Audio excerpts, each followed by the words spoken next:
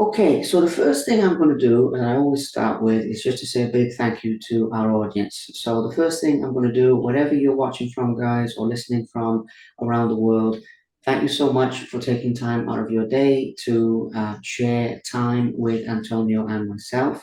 I'm also going to say really quickly for people watching this for the first time that it's Liam Hartree back with you today. Today is episode 465 of the Simply Inspired podcast. And today I'm joined by a very special guest. I am joined by anti-poaching ranger Antonio Craveiro. Hopefully, I'm saying that the right way again. And this man is doing some incredible work to protect the endangered species of the world in a variety of roles. And today we're going to be finding out about his protection work in Africa, protecting the protecting wolves. I believe he's been around a number of different types of animals, his current role. And really, what we're trying to do today, guys, is raise awareness of the plight and the suffering of world wildlife. And we're aiming to do that through a first hand encounter because it's one thing to sort of send your money to some of these organizations or see this on the news, but Antonio is actually out there in the field protecting these beautiful creatures and risking his life doing so. So we're going to be hearing about that firsthand about his life, but also some of the bigger picture topics of conservation as well. So just to mention one other aspect as well, I believe he's been protecting rhinos, the Iberian lynx, wolves, and multiple other animals as well. So we'll be finding out more about that. Please subscribe to the Simply Inspired channel, guys, as well, just so I don't forget to say more content like this coming soon. And also, by the time we finish this talk today, I'm sure you'll want to connect with Antonio either personally or maybe he can direct us to some of the ways that you guys can support wildlife as well in one way or another. Find out more about that later. But my friend, big thank you for making the time for this. And as you say, obviously we've been chatting for a little while since November, and you've come back from Africa to Portugal. So it's great to finally be here. It's awesome.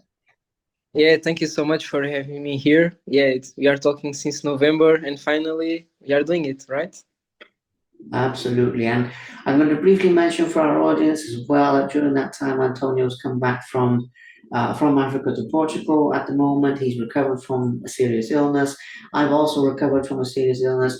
So, we've had a job to do matching this up, but we're here today, and I'm a big believer that everything happens at the right time in life. So, yeah, we're very excited to have you here. So, what I'm going to do, I don't always do this, but I am going to go back to your early life, where you come from and, what your upbringing was like. Now, the purpose of doing this is really to find out where that initial spark of inspiration came from to do the kind of work you're doing now. And I'm curious to find out if that was something that was always with you from the beginning, or if in the beginning you had plans to do something completely different and change direction because life often works like that. So, in your own words, where are you from? Let's start there, please.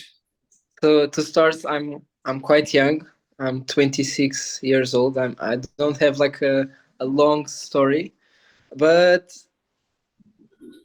and I'm proud to say it. It's different. So I think we can always share, and maybe we will find other people with different stories or different perspectives, or I mean, at least thinking about starting. Who knows, right? So I started my journey in the army. I joined the army because I didn't have money to study for the degree, and I thought, why not join the army? Because inside I can study for free.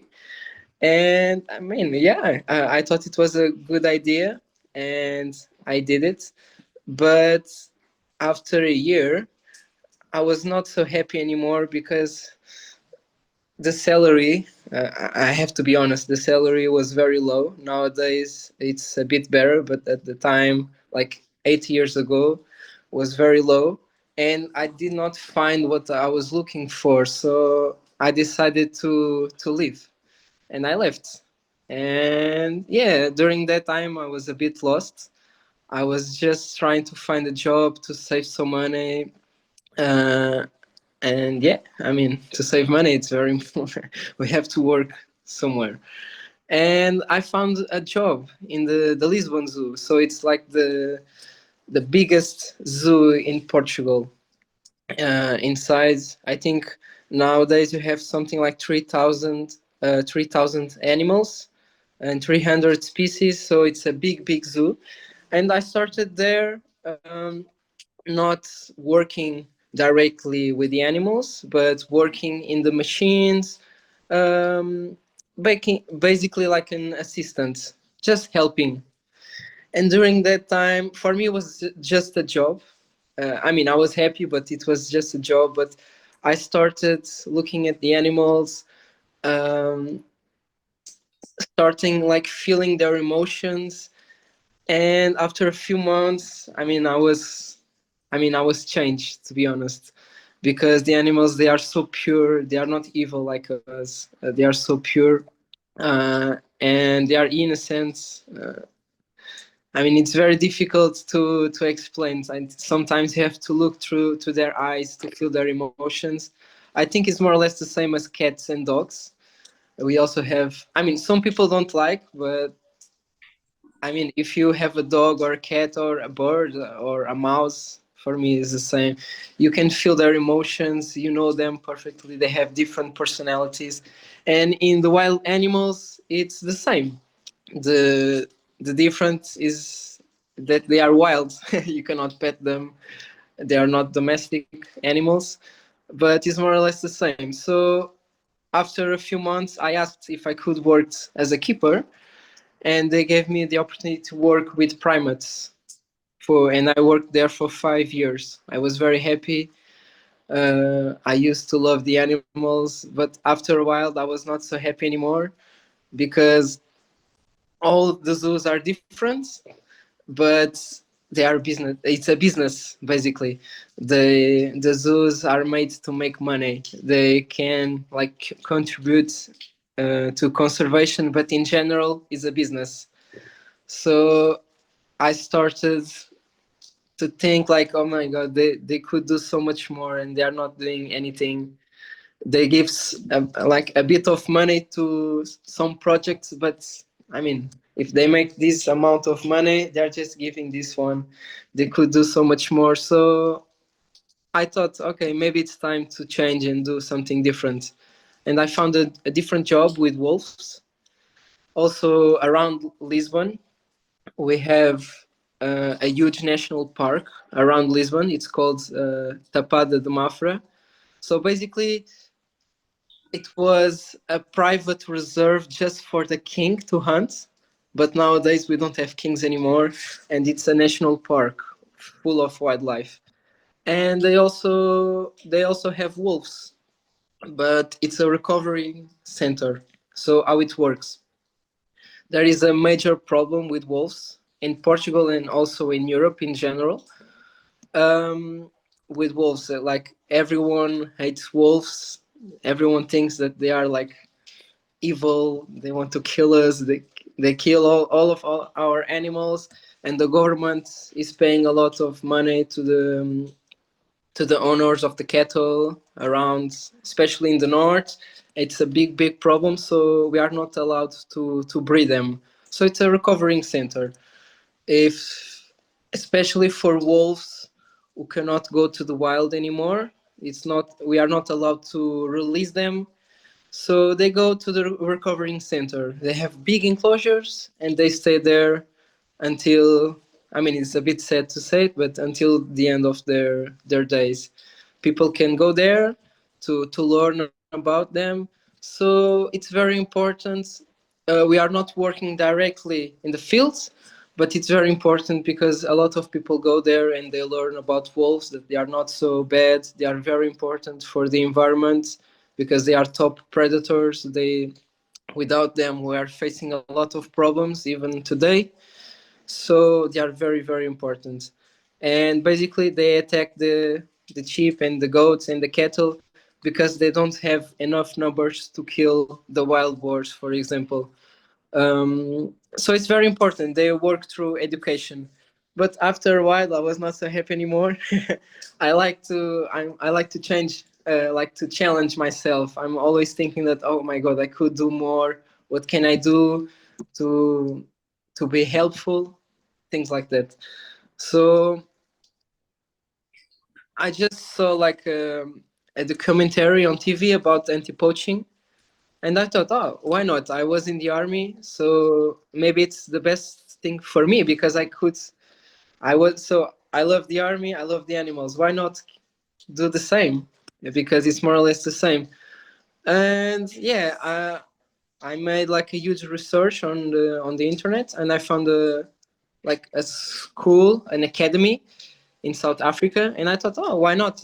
Let's talk with them, and maybe I can go there, and let's see how it goes.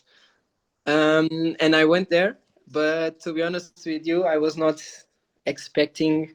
I knew it was going to be bad and difficult, but I was not expecting like to see the reality. It's terrible. Uh, I just saw a few days ago that last year only South Africa, so only South Africa, lost almost 500 rhinos to poaching. So it's terrible.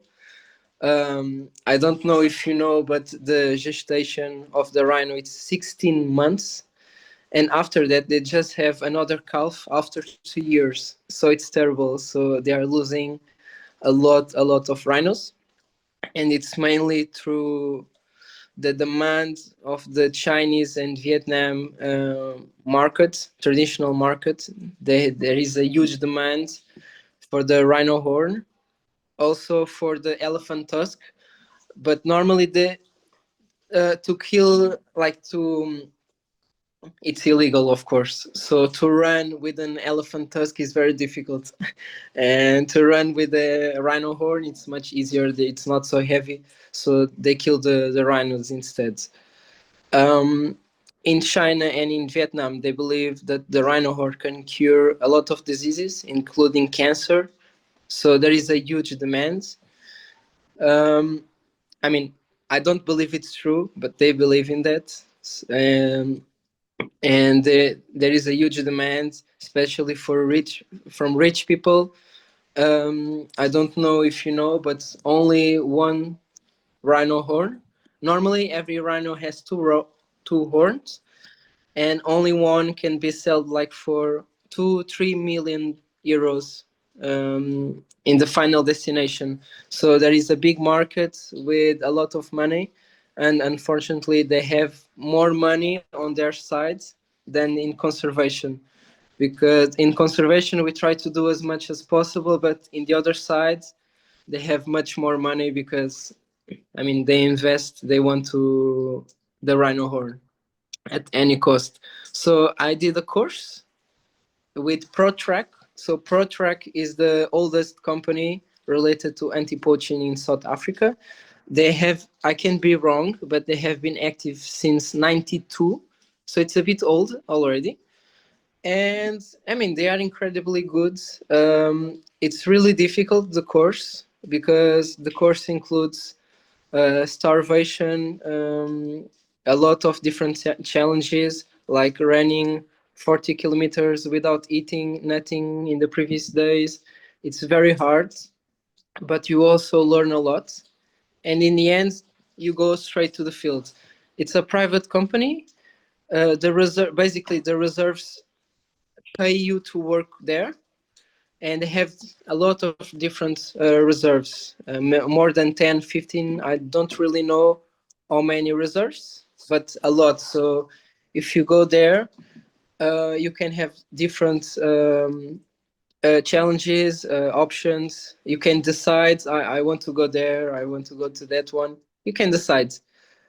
Um, but in reality, I don't know if everyone knows what is an anti-poaching ranger. An anti-poaching ranger is someone that puts his life in the. I mean, um, how can I say it? It's someone that gives his life to protect the animals, and mainly animals that are almost extinct or going there, unfortunately. almost there. And at the same time, so in South Africa, it's mainly the rhino, the white rhino and the black rhino. But at the same time, you are protecting all of the animals. So if you are working in a reserve, mainly for the rhinos, but if you see other animals in trouble, you also, yeah, I mean, you help them. So in reality, you are working to protect all the animals in the reserve, not only the rhinos or the elephants. And it's, I mean, no one, it's very difficult to find someone uh, who is willing to try to do this because it's very dangerous. It's not something that you can just do like a vacation. It's very, very dangerous. Some of the guys from my course are already dead. So it's very dangerous because, I mean, it's what I said. In the other side, you have poachers with a lot of money. They want the rhino horn. They don't care about you, about your life, without anything. They just want the rhino horn.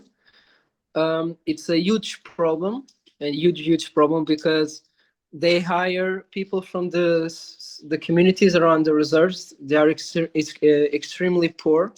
They don't have anything. They don't have jobs. They don't have food, so they are desperate to feed their families, and they accept the jobs to kill the rhinos. They know everything. They know the reserves. They know the land. They know how to survive without food, without anything. So they are the perfect people to do the job, and they do it because they don't have anything. They don't have food, and I saw some cases of that. Guys, we arrested some guys, and they were crying, saying like, I just want to feed my family. Some of my kids are dying by starvation. I don't have any options. I have to do this job. So it's really difficult because they are committing a crime, but at the same time they are doing it because they don't have other option. So it's not easy to solve this problem. It's not easy at all, but we have to do it because otherwise all of the rhinos will disappear because only 500 rhinos in South Africa. It's terrible because in the other countries I don't really know, but it's yeah, it's terrible. They will disappear if we don't do anything to solve the problem. And yeah, I was there. It was wonderful, but I had to leave after a while because the salaries are very low. That is also a problem. They also like to hire some people from the communities to try to solve the problem, create jobs, but they only pay enough for them to buy food, not more than that. It's not. It's terrible. Sometimes they don't have like proper boots, proper equipment, and the job consists that like walking only sorry, walking almost 24 hours per day, patrolling everything. Sometimes people try to kill you, especially during the night. Some of the rangers are corrupt as well, so they try to kill their own comrades. It's very dangerous. In South Africa is very dangerous. It's not easy at all, but yeah, they are heroes for me, because they do what anyone wants to do, and sometimes no one thinks about it. They just breed the animals outside in ex situ projects, and they release the animals, but no one thinks about that. Like, maybe we have to protect them in the wild, because in Europe, maybe in the US, I'm not really sure, it's very easy to keep the animals in the wild, but in these countries in Africa, people are dying by starvation. So sometimes they just want to kill them to eat. Not They are not related to the crime organizations, but they just want to eat. One day, I remember that um, we made an arrest, and we are doing the necropsy of the animal, and one guy just approached and said, "Please, can I just eat the animal in the end?" So it's terrible. I don't know what to say or to solve the problem. I also went with them to Mozambique. They are doing some work in Mozambique as well. I cannot speak about that because it's confidential, but it's a different work. How can I say it? So in South Africa, the reality is very violent because they believe they can solve the problem only with violence. And I believe in that, but at the same time, I think the final solution needs to be through education. It can start with violence, at least to stop the problem at the moment, but it needs to end with education. And it's what they are doing in Mozambique. So in Mozambique, they don't have the permission to carry rifles or to do like violence in any source, but they are working in like through education, and they are trying to start new projects, to start new jobs. And in the beginning was very difficult as well because the people from the communities tried to kill them. So nowadays they are friends, but it was a process and it was very difficult. And I went there basically because I know how to speak Portuguese, and I'm from Portugal, and in Mozambique they speak Portuguese. So I was there, um, basically to speak with them, because no one they didn't know anyone who could speak Portuguese. It's not so easy. So if you speak Portuguese or anyone your uh, from the people who are listening your podcasts know how to speak Portuguese, they are desperate to find people like in those countries like Angola, Guinea, Mozambique, because no one really knows how to speak Portuguese. So it's very important nowadays. In the end, I left. I started a new job here in Portugal, but it didn't go well. So I thought, oh, maybe I should go back to Africa. And I went recently last year to Sierra Leone, to work not with rhinos but with chimpanzees. There, the problem is also terrible. I think it's, in my perspective, I think it's worse than in South Africa. Sierra Leone, everyone knows Sierra Leone, about the civil war that they had for almost 20 years. It was terrible. And also because Ebola, a lot of diseases. So the past of Sierra Leone is very difficult. I also saw a lot of people like dying from starvation. It's a difficult country. The government is like super corrupt. Um, they have like, for example, the police or the army, the rangers in the reserves, but the government they don't pay them basically. So they have the jobs, but they don't have the salary. So it's terrible. And I was working with Takugama. Takugama is also a private company. Um, they are doing like the all of the projects around the Sierra Leone. They are trying to save the chimpanzees, the Western chimpanzee. They are also critically endangered, so they need protection and they are disappearing.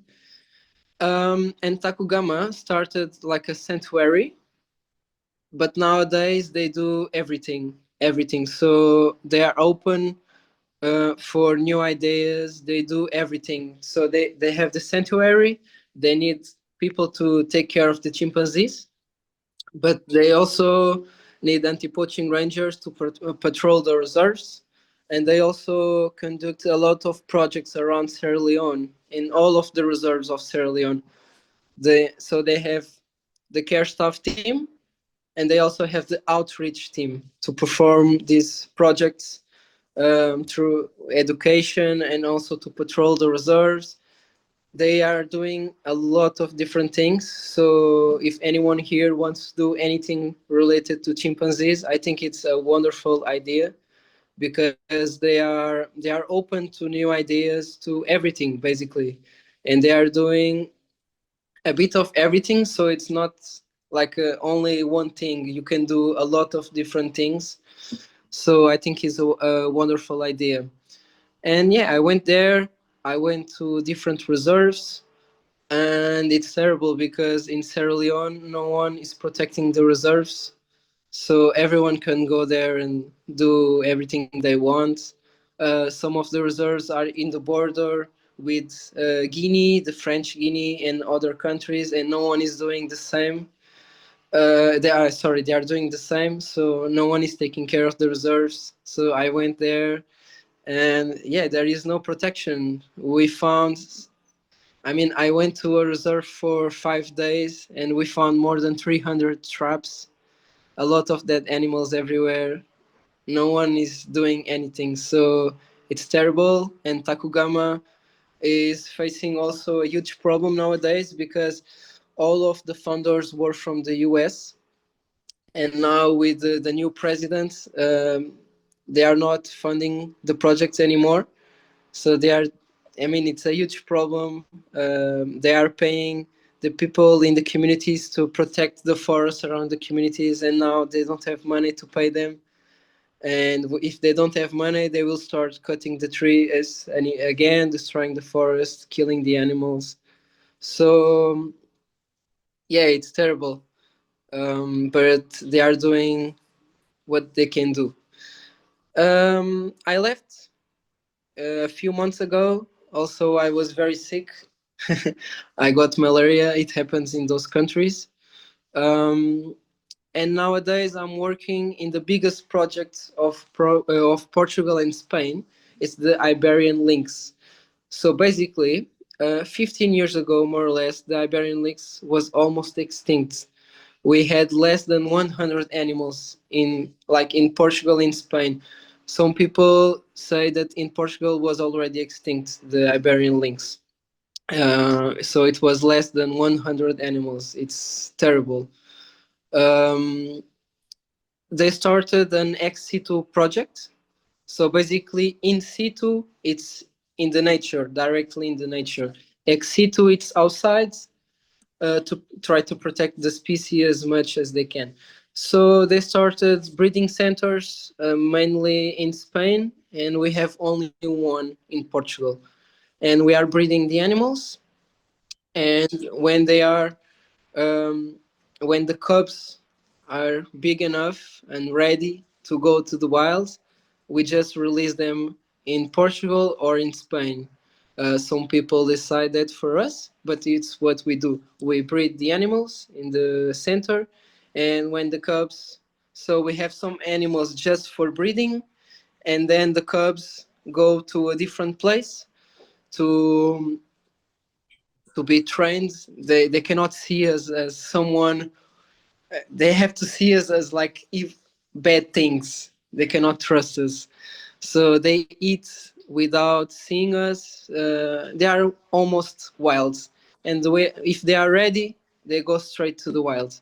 And nowadays we have more than 2,000 animals, so it's a huge success. It's one of the biggest successes in the world. And yeah, but we are still doing it because they are still vulnerable. And yeah, basically it's what I do. uh, it's a recent job, but yeah, if you have any questions for me that I can answer. Wow, what a journey you've been on, my friend. I mean, it's absolutely incredible, and I'm amazed. You know, people like yourself give me hope, of all the good people in the world, because you know the news, as you know, not just about animals but about people in general, is always very negative. But actually, when you get out in the world, there's a lot more people doing good than bad, or it's at least equal anyway, you know. But I think it's probably actually more people with good hearts.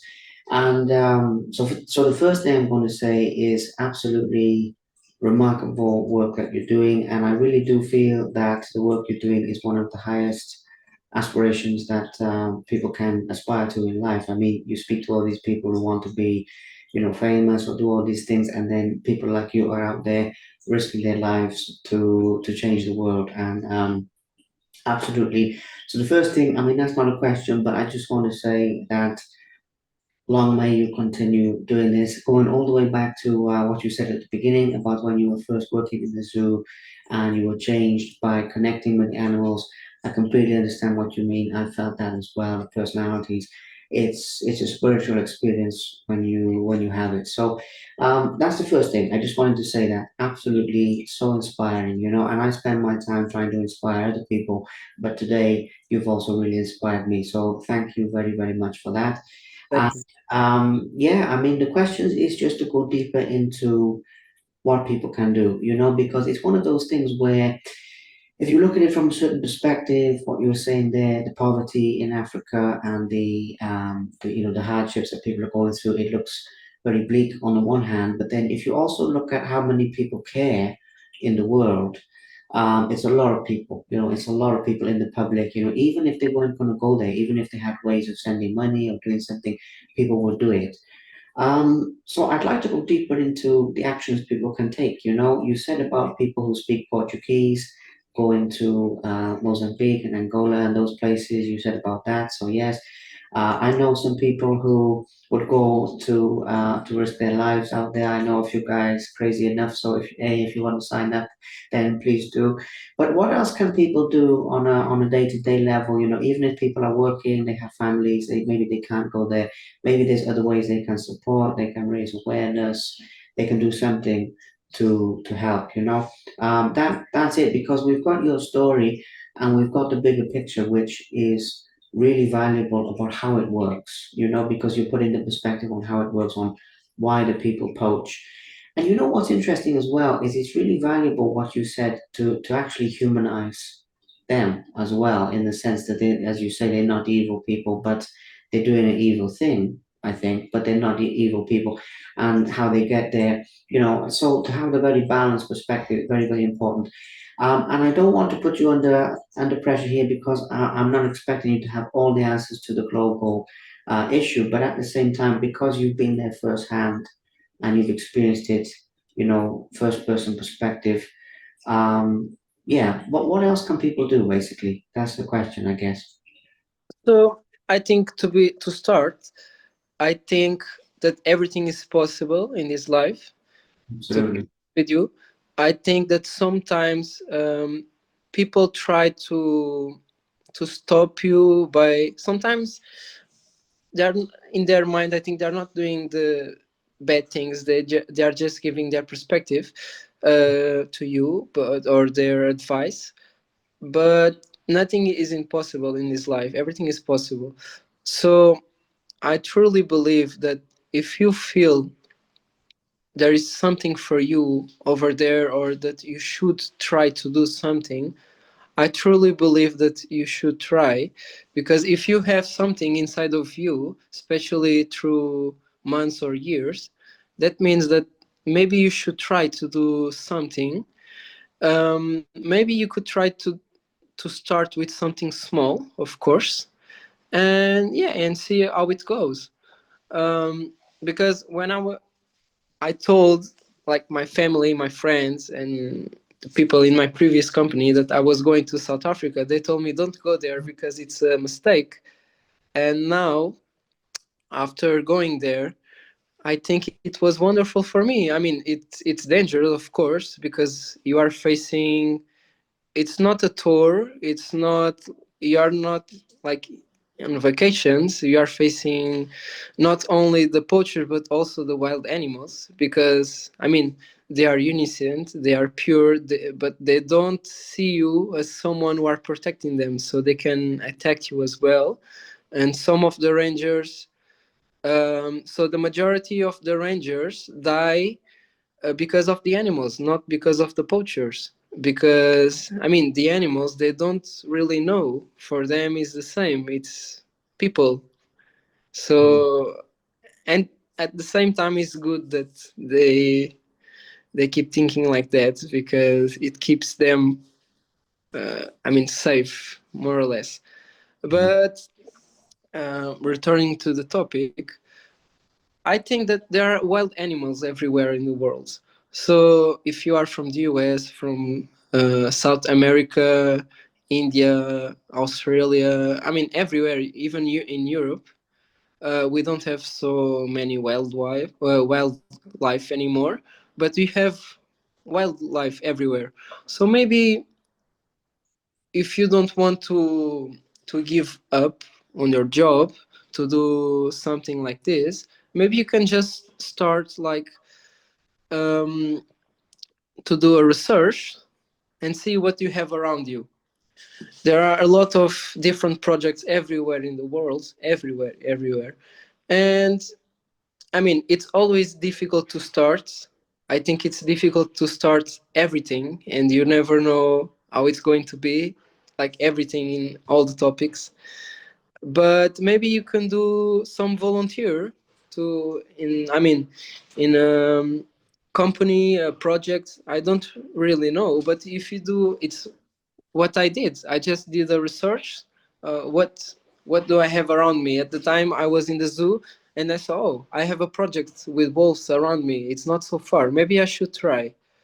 And yeah, and I did it. So I truly believe that if you feel that you could do something, because nowadays we cannot do anything and just like pray everything will be okay, because it will not be okay. For example, I don't know if you know, but the vaquita is a dolphin relative in Mexico. There are only 10 animals left. 10. I mean, I don't, I don't want to be negative, but I don't really know if they will be able to save them, because only 10 animals. It's terrible, and at the same time they are protecting them, but some people are trying to kill them. So it's terrible, and if we don't do anything, all the animals will disappear in this world. Like, regardless to the Iberian lynx, 15 years ago less than 100, they could be 50 or 60. Nowadays, due to human intervention, 2000 animals. So if we don't do anything, and sometimes it starts like in your house, outside of, or in your, with your neighbors in your city, because we have wild animals everywhere. So sometimes we just have to look around and do a little research. Nowadays it's very easy to find everything on on the internet and different options, and a lot of projects are open to volunteers. Or maybe I mean, I know, like, conservation, it's a big topic. It's not only related to what I do. They need, like, everyone. They need people. Like, if you work with marketing, maybe they need you, because they need marketing to find like donors or things like that. So conservation is a big word, and I mean, I work in the front line, but at the same time there are a lot of different people with different, like, perspectives and different um, lives and jobs working for conservation. Conservation is not only in the front line. Conservation is a big world. So maybe you have a job outside of conservation, but I mean, who knows, maybe they need you. They need you, and maybe you can be so important as someone as me, working in the front line, because nowadays working in the front line is not enough. It's a big net, basically, a mix of different people. Absolutely. Yeah, different people with different talents that they can bring to the Yeah, table, different skills. I know what you mean completely. And yeah, I mean, it's just as important, going back to what you said earlier with the violence versus the education, for example, the education aspect as well. We need people like that who can share their knowledge in a way that people want to know and raise awareness in that way. So that there's many different things. But I think it's incredible, and I think there is a lot of hope for the future because, yeah, I mean, when you say that, like with the dolphin, I know what you mean because certain animals definitely, it is very sad. But then, as you say, you look at the links, the Albanian links, and how they've recovered. There's a lot of people who care, and these sorts of things are possible. I would definitely also advise people to continue to deepen their understanding. There's all these great things out there, topics like you say you can research on the internet. There's great books out there like The Elephant Whisperer, something like that, which I read is incredible, heartwarming story. There's a documentary as well, The Elephant Whisperer. There's a lot of things where you can continue to deepen your understanding, guys, and see which direction you want to go in. But my friend, I'm glad that you have taken the time to share this message today. And after being out there and being in all of these things and shootouts and crazy things, I'm glad you've made it this far so that you can continue to share the message. And I'm sure that will go a lot further because with the passion for this, I believe that the future for you is very big as well, and that the work you're doing will continue to grow or continue to evolve. I think because that's the other thing from the beginning of your story to now is evolution, in the process, and I definitely think that going forward that will continue to evolve. So keep in touch with me, and maybe in the future we can do a part two, and we can see how things are going for you one day, maybe in a year or two or something like that. But I will also say, in the meantime, if you know anyone else who's doing this kind of work who would be willing to speak about it, please let me know. And not only rangers, but also anyone in any field, any aspect of the field who's doing good work, including rangers, but other things as well. If they want to speak about it, please put me in touch with them because I would love to grow this side of my platform. I mean, look, like I said before, your interview, 465, we're on over 500,000 listens now around the world. So I hope that maybe even though it's a small thing, maybe I can use my voice to help this as well. Who knows? I will try. So if there's anything like that, then please let me know. But for now, it's been absolutely wonderful, and I love your passion. I love that you're a shining light in the darkness of this world, and the way that you speak just from your heart and just so much passion comes forward. I love that, and the world needs more of that. So I just want to say a big thank you for taking the time to do this. Basically, it's as simple as that. Thank you. I mean, of course, we can do the part two if you want. Of course. Thank you so much for having me here. I also believe your work with this podcast is very important because nowadays, I mean, I truly believe that some people, and even me myself, sometimes I'm truly like lost without inspiration. So it's very important to have these like conversations. Maybe I'm inspiring someone from the other side of the world who is afraid of taking the step.